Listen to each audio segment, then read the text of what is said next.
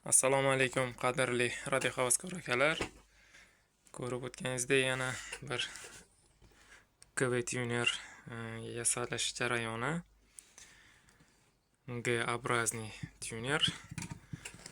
Sxemasi mana shu. Bu yoqda 200 wattgacha, bizlarda taxminan 100 wattgacha yoki kamroq bo'lishi ham mumkin. Tuner har doimgidek data transfer switch qutisida переключатель, LPT переключатель. Ko'rib turganingizdek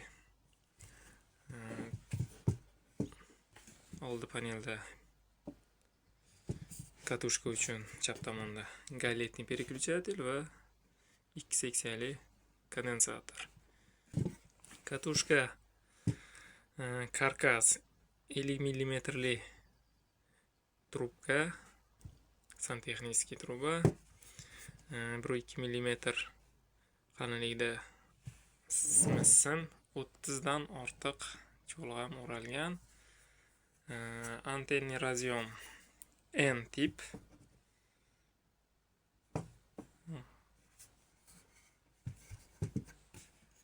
kondensator esa 2 seksiyali kondensator, har bir seksiyasi 500 pikofaraddan oshiqroq. Hozircha bitta seksiya ishlatilyapti va ko'p оборотli reduktorli kondensator. Tunerda hozir ishlatib ko'raman. Tuner KSMeter orqali transverga ulangan va antenaga ulangan. Antena mana shunday ingichka bir 10 metrlik sim shundoq tortib qo'yilgan, devor orqali tashqariga chiqarilgan. KSMeterning o'ng tomon shkalasiga qaraymiz. Bu tomon VC indikator. Quvvat qanchalik ko'p bo'lsa, shunchalik yuqoriga harakat qiladi. Qanchalik yuqori chastota bo'lsa, shunchalik kam quvvat. Transfer shunday. Testni 3,5 MHz dan boshlaymiz.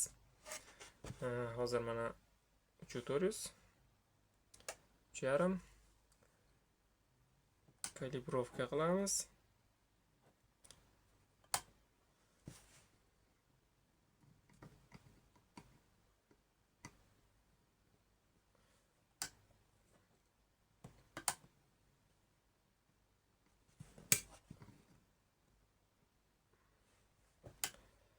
Mana ko'rib turganingizdek KSV 1 3,5 MHz ga.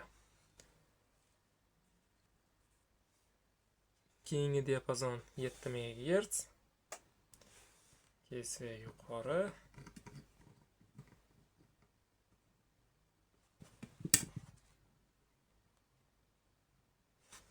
Kalibrovka qilamiz. Salgina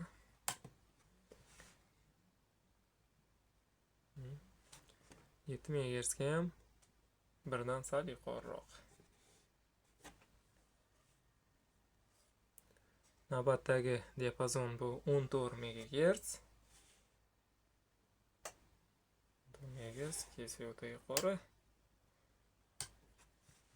Ko'ramiz.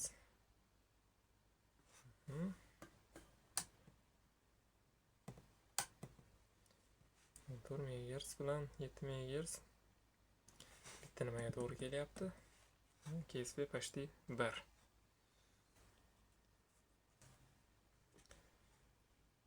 Yigirma 1 MHz.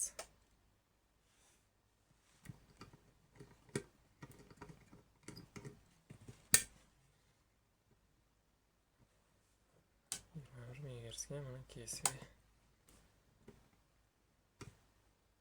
1. Oxirgi diapazon bu 28. Albatta bu diapazondagi unchalik kondensator yong'isi kerak bo'lmaydi.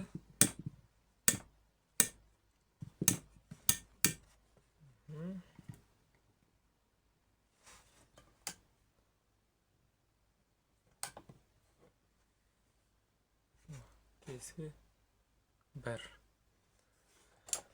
O'chirib qo'yamiz. Ko'rib turganingizdek, hamma diapazonda, KV diapazonida tuner ishlayapti.